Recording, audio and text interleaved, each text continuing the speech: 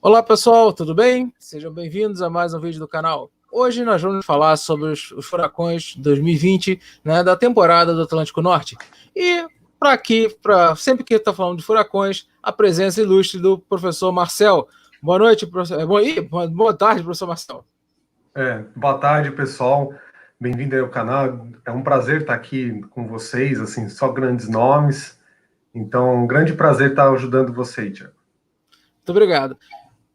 O convidado internacional, né, Phil, welcome. Thank you very much.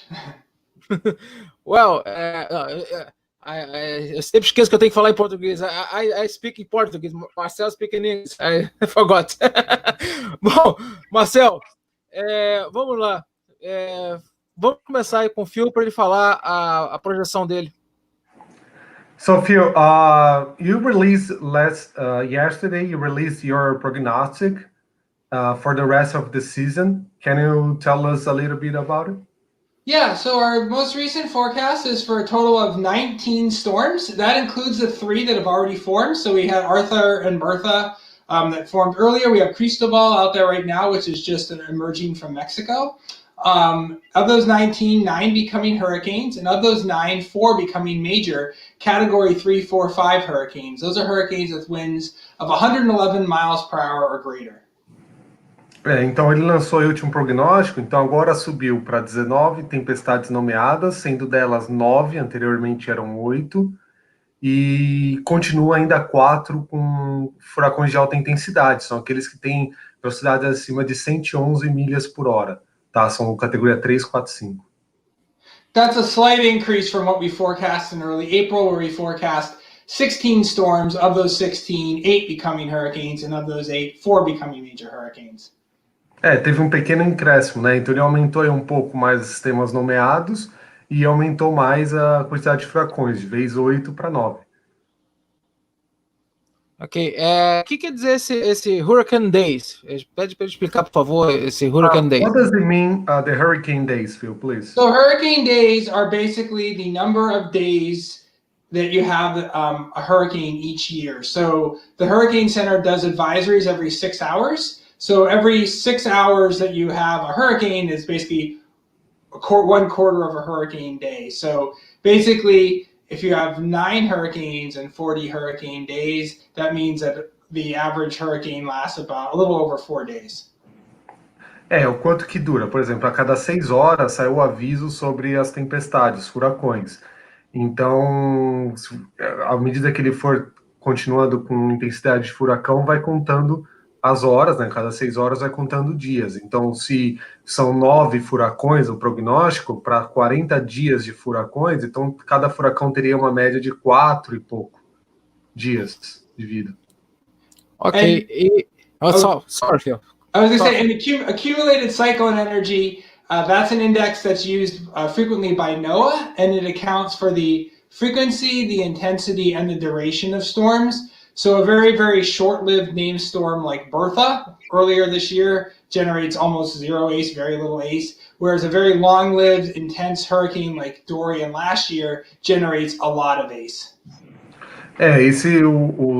A energia acumulada da ciclônica, tá, é muito utilizada, o Phil utiliza isso muito também, mas o Centro Nacional de Furacões também.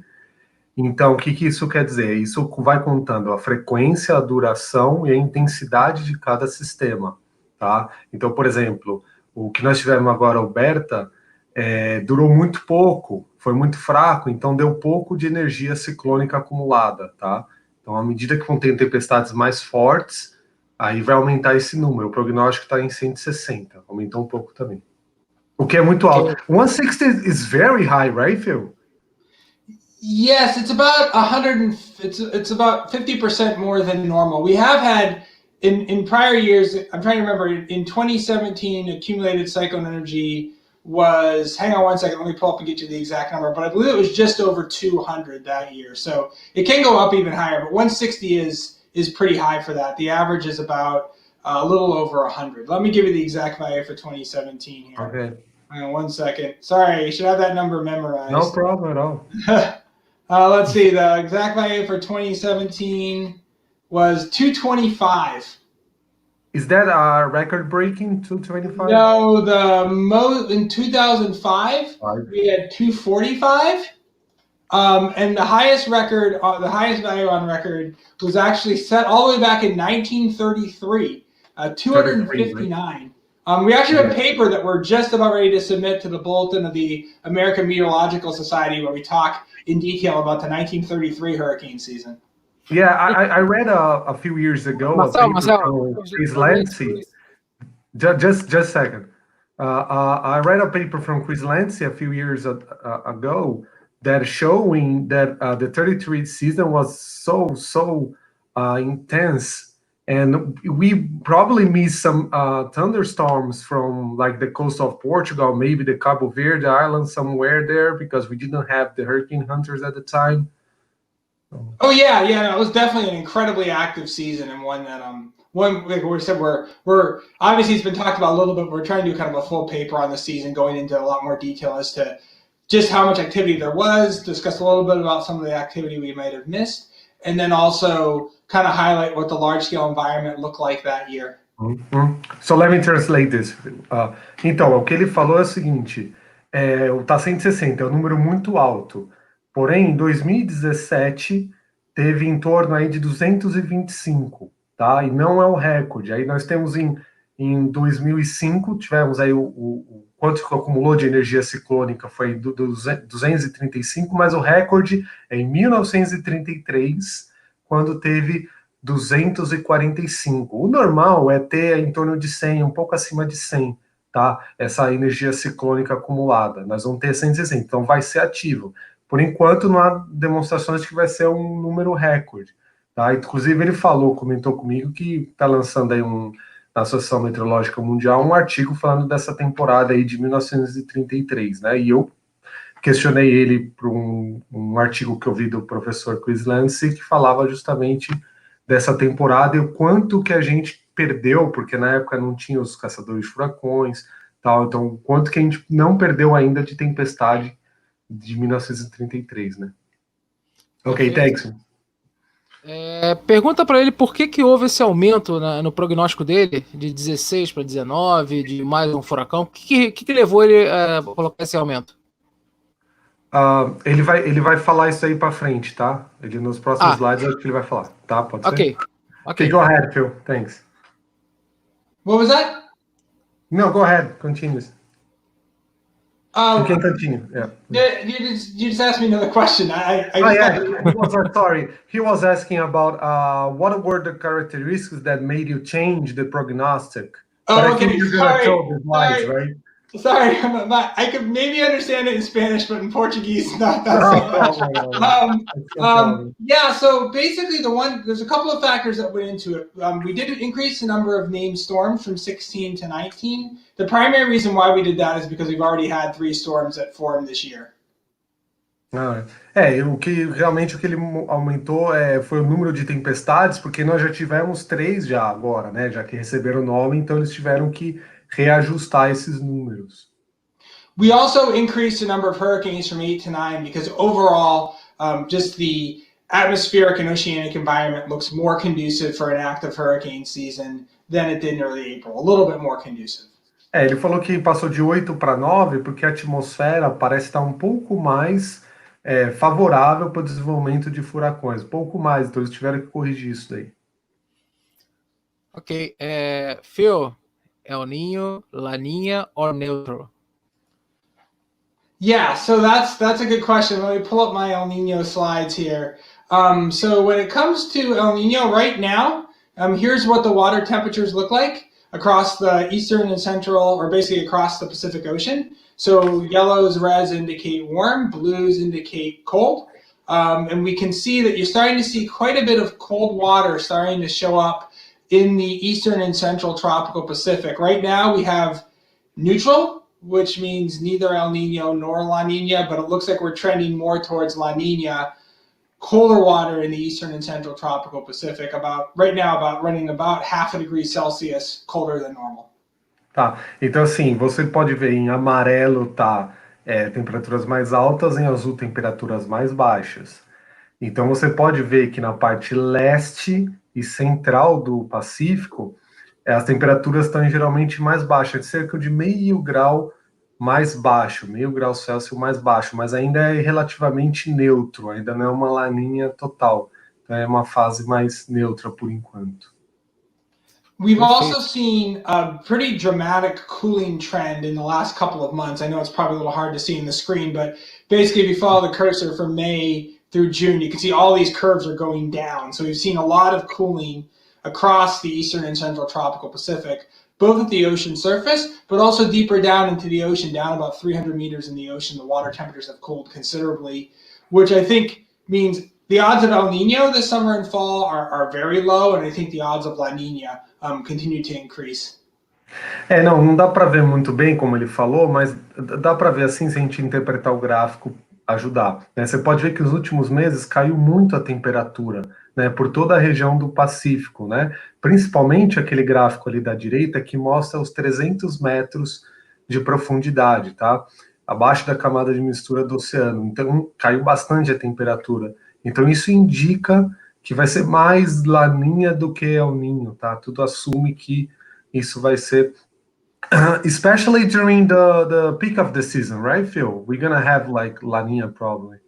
Yes, my best estimate is we probably will have a weak La Nina event, which is between about 0.5 degree to 1 degree Celsius colder than normal, which seems pretty small, right? I mean, 1 degree Celsius is not much, but it makes a big difference in how the atmospheric circulation responds. In general, when you have La Nina conditions, it tends to mean overall more conducive upper level wind conditions for hurricanes to develop and intensify in the Atlantic Basin. Provavelmente ele acha que vai realmente ter mais característico de laninha, que vai ficar entre meio e 1 grau abaixo da temperatura normal, que quando você fala isso, vai ser um laninha mais fraco, mas quando você fala isso, parece que não significa muito, mas significa sim, principalmente na circulação dos ventos na alta atmosfera, tá? O que ajuda a produzir mais furacões no Atlântico. Perfeito. Agora, vê se ele consegue apontar, se é possível, mais ou menos, onde é que nascerão esses furacões. Phil, is it possible for you to point it out in a map where you're gonna have like a hurricane genesis? Is it possible? I know that in the beginning of the season you can find more hurricanes in the Gulf of Mexico. Later in the season you can find from tropical waves from the coast of Africa. But is it possible to affirm that? Yeah, so let me actually pull up, hang on, let's see. You can see that map right here. This is where storms typically form during June. So here, greens are tropical storms, the blues are category 1, 2 hurricanes, the reds are category 3 to 5 hurricanes, and that one little cheesy looking tropical storm symbol, that's Cristobal. So the Bay of Campeche, the Gulf of Mexico, the Western Caribbean, and off the southeast US is where the storms typically form during June. Você pode climatologicamente falar que durante junho esses são lugares onde nascem as tempestades. Então de verde você tem tempestade tropical, de azul você tem furacões categoria 1 e 2, e de vermelho categoria 3 e 5. Ele ainda marcou ali a tempestade tropical, que agora é uma depressão tropical Cristobal, tá? E então você vê que ali é realmente na costa do Caribe, do México, né? No Golfo do México, que você tem na Baía de Campeche, você tem nascimento desses furacões. And the storms tend to shift, the storm formation zones tend to shift farther east, especially August, September, and then by October they shift back west into the western part of the basin, so the Gulf of Mexico, Western Caribbean. Então a parte mais pro pico da temporada vai mais para a costa africana mesmo, ali mais a leste do Atlântico, e depois ele volta novamente mais para o Golfo do México à medida do final da temporada, né? Lá para outubro, novembro, ele volta em direção ao Golfo do México. Ok, Phil, existe, por exemplo, depois que os furacões eles vão mais ali para a costa da África, como você mesmo falou, existe alguma possibilidade, ou já aconteceu, de um furacão ou um ciclone cruzar hemisférios, mesmo com os ventos alísios?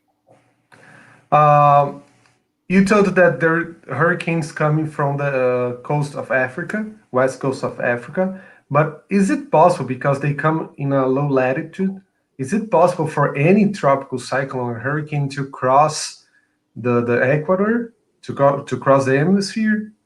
No, we've never seen one do that, and that's because hurricanes need the rotation of the Earth, basically to kind of give that background spin. So you can get storms forming very, very close to the equator. You've seen storms at about 2-3 degrees off of the equator, but we've never had actually one cross the equator. Basically, they kind of just shear out, like they just don't have the rotation, so it just kind of becomes kind of a broad amorphous blob. I think, I can remember 2016, we had one in the Central Pacific. What was it, Paula? I'm trying to remember what the name of the storm was. That basically went and died at like 1 degree north. It basically was killed by the equator. Nice. Não, então, não é possível porque você precisa da rotação da Terra, você precisa justamente da diferença angular, né? Da velocidade angular para ter a rotação. Então, você tem, no máximo, você tem algumas tempestades que nascem a 2, 3 graus de latitude, que já é muito próximo do Equador. Aí ele lembrou, que eu acho que foi em 2016, lá no Pacífico, Paula, se ele não se lembra, que chegou a 1 grau de latitude e literalmente foi dissipada, foi dizimada pelo Equador, né? Foi morta pelo Equador, pela falta dessa energia vinda da circulação da Terra e da forma dela. It was Polly. I just was looking back. Polly was a couple years ago. Yeah, Polly. O nome era Pauli. Pauli. Tem uma pergunta aqui que fala o seguinte: qual a influência da atividade solar na formação de furacões? Né? Se tem maior ou menor atividade, se existe alguma atividade, alguma influência assim, direta da atividade solar? Is there any direct influence from the solar activity in the formation and duration or intensity of the hurricanes?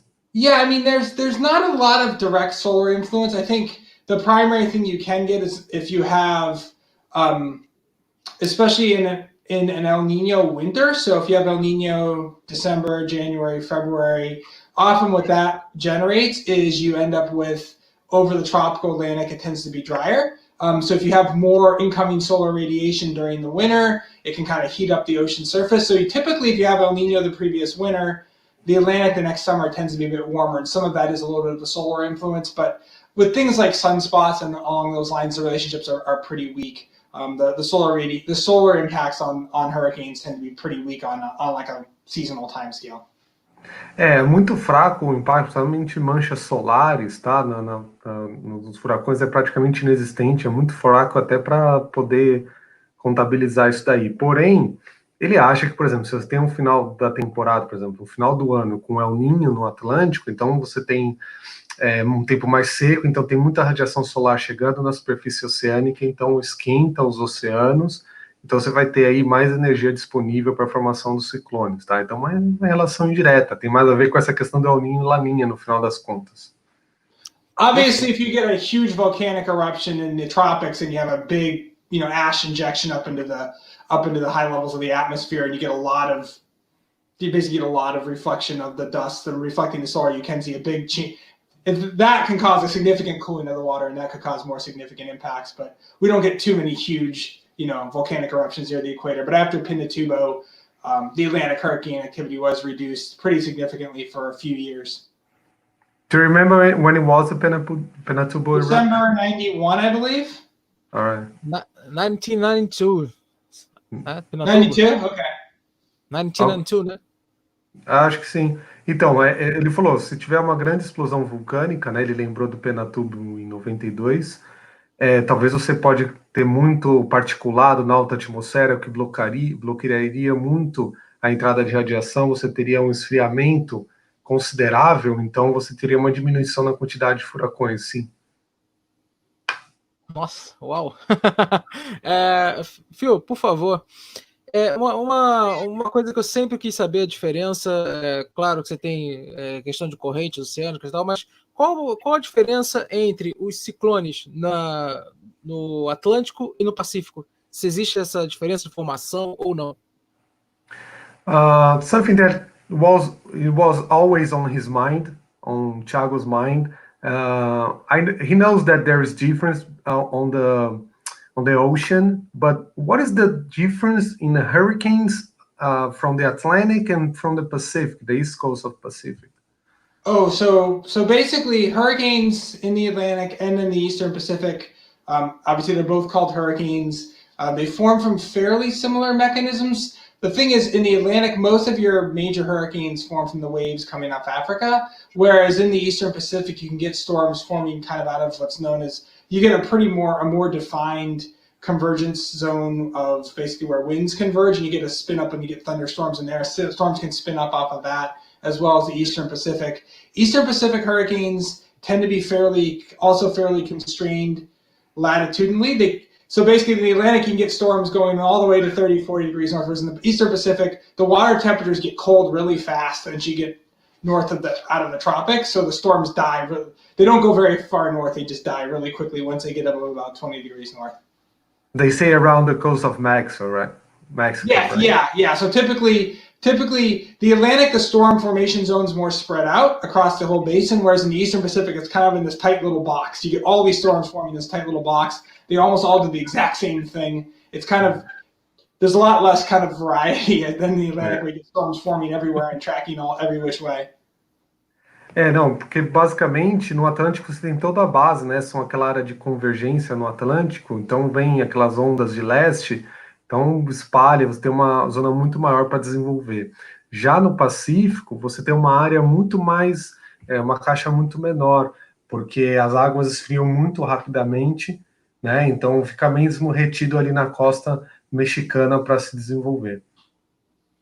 Perfeito. Minha última pergunta, o Phil tem uma próxima entrevista, não sei se o professor Marcel vai querer perguntar mais, é o seguinte: o que determina o caminho dos furacões? Porque eles, por exemplo, nascem na África, aí caminham para os Estados Unidos, depois eles podem pegar nos Estados Unidos e ir para a Europa. O que determina esse caminho, né, essa direção dos furacões?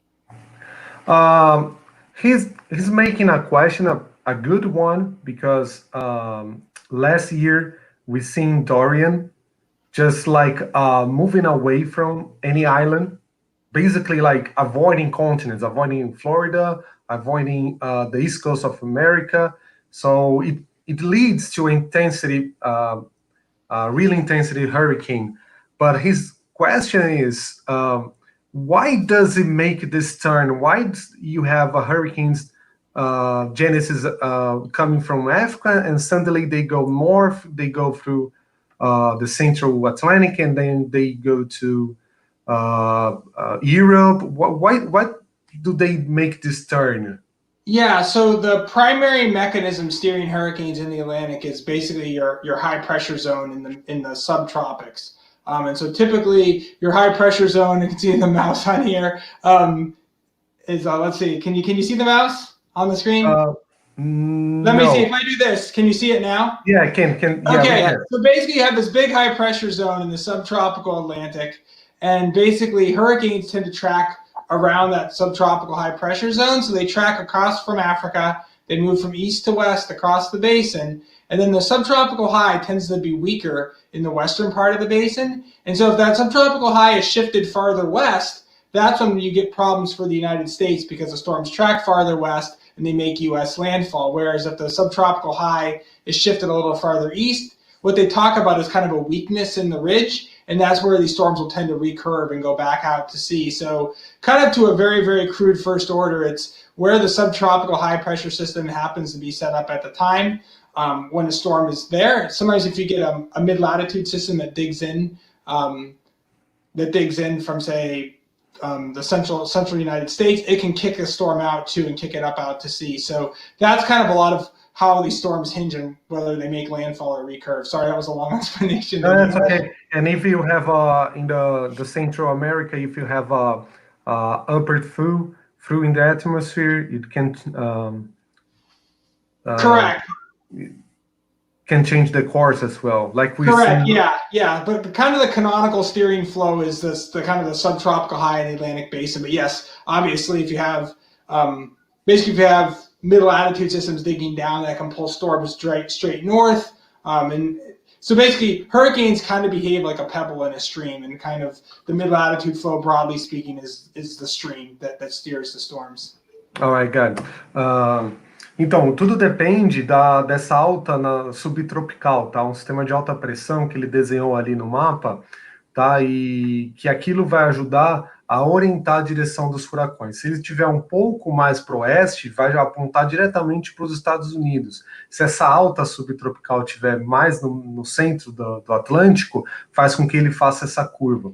Aí eu questionei, você pode ter também um cavado ali no interior dos Estados Unidos que também pode direcionar isso, né? Ele falou sim, que aí ele falou, né, o furacão funciona mais ou menos, segue um caminho, um trilho, e vai obedecer muito essas circulações nas subtropicais, na média troposfera, tá? Isso vai fazer com que eles tomem um sentido. Se tiver um centro, um cavado ali no centro dos Estados Unidos, faz com que ele vá diretamente para o norte, tá? O que está acontecendo agora com o tempestade tropical Cristobal, right?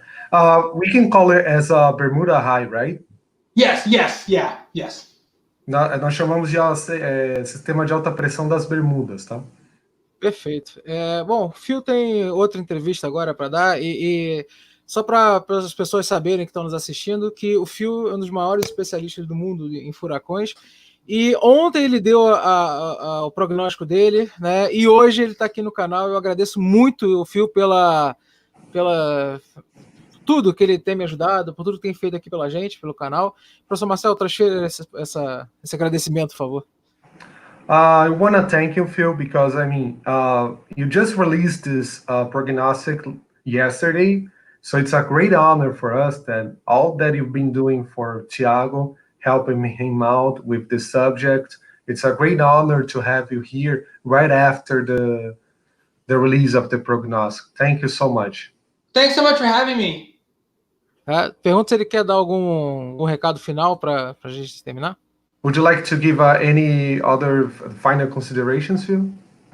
I mean, the thing we emphasize with all of our hurricane forecasts is just, regardless of the outlook, it just obviously all it matters is that one storm making landfall near you to make it an active season. And so these forecasts are for the Atlantic as a whole. We can't say when or where these storms are going to strike. So, if you live in hurricane-prone areas, obviously now is the time to be prepared and have a plan in place if a storm does threaten. Yeah, that's why I always say to the people, because they come to me and ask, oh, it's going to be active, going to have a lot of rain. It doesn't mean that. I mean, I always remember 92 season that we had only Andrew. It was a really quiet season, and it was enough. Andrew was enough. So I always say this to the people because they got scared when we released this kind of prognosis that it's going to be an active season. And it doesn't mean that we're going to have hurricanes around here. The chances are pretty high that we're going to see like a hurricane in Florida. I saw yesterday that you said it's like around 50%, right? That's correct. Well, climate on average, it's about 50% of Florida gets a hurricane force winds from a hurricane. This year it's about 70% just because we're predicting an above normal season. But yeah, I mean we'll see. Yeah, let's see. I'm on the right place right now. South Florida is a traditional place for hurricanes. That's right. All right, thanks you. Thanks so much. Thank you. Translate for us. Bye. Bye. Termina de traduzir o que ele falou aí. Não, sim, eu falei com ele em inglês porque ele tem que ir, aí já fica mais fácil de traduzir depois. Não, ele agradeceu, falou, tudo bem, sem problema nenhum. E para as pessoas entenderem, tá, pessoal? Geralmente aqui as pessoas são mais acessíveis, tá? Os cientistas, essas pessoas são muito mais acessíveis do que no Brasil. Lógico, isso não está saindo da boca dele, eu estou falando agora. Tá? Aqui você tem uma acessibilidade melhor, viu, Thiago? Não tem estrelismos aqui. Até tem um ou outro, isso obviamente tem, é mais o caráter do ser humano mesmo, mas eu sinto que a academia é muito mais próxima, né? É aquilo que você falou, cara, o Phil ele é respeitado no mundo inteiro, tá, pessoal? Talvez vocês não saibam, o Phil ele é o que está continuando o trabalho do professor William Gray, que tudo que nós sabemos de furacão vem do professor Gray, que começou isso lá nos anos 50, tá? E esse prognóstico que ele dá para a temporada é o mais assertivo de todos, tá? Eles fazem desde 1982. Infelizmente, o William Gray faleceu em 2016, mas assim, o Phil continua esse projeto, tá? E ele é respeitadíssimo. Então, a maioria dos institutos, inclusive o Centro Nacional de Furacões, segue muito do trabalho que o FIU faz. Então, ele é uma referência mundial, tá? Então, assim, é aquilo que o Thiago falou, ter ele no canal e falar assim com a gente é super gratificante. Eu conheci ele pessoalmente, então eu posso falar que é uma pessoa super simples, pessoa super... ela é direta, né? Ele é direto, ele fala o que ele pensa, é super calmo, tranquilo nas suas afirmações, é uma excelente pessoa. E ali no final, o que ele estava falando? Ele falou, eu questionei, falei, realmente, né? Não precisa ter uma temporada muito ativa para ter muitos furacões chegando em continente. Às vezes não, entendeu? Só basta um furacão, né? Então, até comentei, é verdade, às vezes eu sempre falo isso também nos meus canais, tal, no Instagram, tudo, falo, a pessoa fica calma, porque não quer dizer que tem uma temporada muito ativa que vai ter muitos furacões vindo. Você, por exemplo, 92 foi uma temporada muito, muito baixa, e tivemos o Angel, categoria 5, passando numa região populosa como o sul de Miami, região de Coral Gables, tá? Então, calma, né? Não quer dizer que uma temporada ativa vai significar muitos furacões indo para você. Lógico, aquilo que eu falei para ele, climatologicamente falando, a Flórida tem 50% de chance de ter furacão todo ano. E ele apontou, esse ano, como o número está um pouco acima, talvez tenha a chance em torno de 70%. Então a chance é alta de que venha um furacão. Agora, a categoria, onde ele vai passar, aí não dá para saber, né, Thiago? Porque assim, também, um outro fator muita gente fala, eu passei por um furacão. Não, você não passou. Ah, mas ele passou aqui. Não, peraí. O furacão ele é um sistema muito grande, facilmente passa aí de 600, 700 quilômetros de diâmetro. Então, onde realmente ele é intenso é bem no olho do furacão, que raramente passa aí de 70, 80 quilômetros. Então, nessa porção central do furacão, onde você registra os maiores ventos, onde você registra um aumento da superfície do mar momentâneo, obviamente, muito grande, mas à medida que você vai indo em direção à parte exterior do furacão, indo próximo à sua beirada, você tem uma diminuição muito, muito acentuada da velocidade dos ventos, da chuva, tá? O maior risco que você tem nas partes externas do furacão é a formação do tornado, pelo contraste entre as massas de ar, tá? Então, o que acontece? Muita gente fala, eu já peguei o furacão. Não, você pegou a partezinha final dele, você não passou no olho, é uma área pequena. Então, isso também é uma outra coisa, é relativa. Vai passar um furacão aqui, talvez só a pontinha dele. Então, não o olho onde a parte que realmente importa, tá? Perfeito, perfeito. Bom, Marcel, como sempre, né, participação primorosa. O Marcel aqui no Brasil, ele tá lá na Flórida agora, né? Ele é um dos especialistas aqui do Brasil de furacões, estuda muito, muito tempo isso daí. E o Marcel, né, tá lá na Flórida e ele espera, né, que um furacão passe sobre a cabeça dele, ele é amarrado num poste para poder filmar, né, o furacão, né? Então, realmente mas... basicamente. Ô Marcel, dê seu recadinho final pra gente e eu quero fazer com você o seguinte, depois, para não estender muito essa live, vamos marcar para a gente fazer um vídeo para você explicar o que é pior no furacão, quais são os grandes efeitos, tanto econômicos, sociais e a parte de mortalidade. Tá ok? Sim, combinado. Não, agradecer de novo a presença, e esse ano vão ter novidades, né? Talvez eu fale com você ao vivo aí de algum furacão, vamos ver, né? Rapaz, pô, seria excelente, né? E eu tô tentando o contato com o Mark, né? Para ver se eu consigo trazer ele e o outro caçador de furacões também, eu sempre esqueço o nome dele. Josh Morgan. Isso. Tô tentando. Só que isso aí eu vou tentar que o filme ajude. Não, o Josh, você pode falar direto. O Josh, ele é tão acessível quanto o Phil. Talvez eu tento dar uma palavra com o Josh aqui, que ele tá muito ocupado, tá? Porque, assim, tá todo mundo estudando. O próprio Josh, como ele tá com essa pandemia, ele não vai viajar no Pacífico, ele caça no mundo inteiro, né? Ele é o maior do mundo, tá? Nisso daí. Ele tem um reality show na BBC, passa no mundo inteiro. Então, que esse ano ele vai ter que ficar nos Estados Unidos, então ele já está se organizando, que ele vai ficar ali no Mississippi, já alugou uma casa ali no litoral do Mississippi, que é meio termo para todo mundo, né? Se estiver na Flórida é perto, se estiver no Texas é perto, Grande do Norte está no meio do caminho ali. Então essa época é mais complicado de conseguir contato com eles, né? Tá todo mundo agora emprenhado nisso daí, mas o Josh é super acessível, acho que dá para conversar diretamente com ele. Perfeito, vê se ele fala um pouquinho aqui e mostra essa realidade de um caçador de furacão. Bom, Marcel, obrigado aí mais uma vez pela presença. Hoje aqui tivemos dois especialistas e uma honra, né, ter recebido vocês, como sempre. E, assim, a nossa moral tá grande, Marcel, porque o Phil, ontem, ele deu o prognóstico, né? Ele saiu daqui porque ele ia dar a entrevista agora numa TV norte-americana, entendeu? Então, ou seja, é um cara que é concorrido pra caramba e ele me concedeu um espacinho aí na agenda dele, fiquei muito feliz, né? Poxa, e é isso aí. Marcel, muito obrigado, como sempre, meu amigo. Pessoal, obrigado a todos aí. Canal do Professor Marcel, tudo sobre furacões.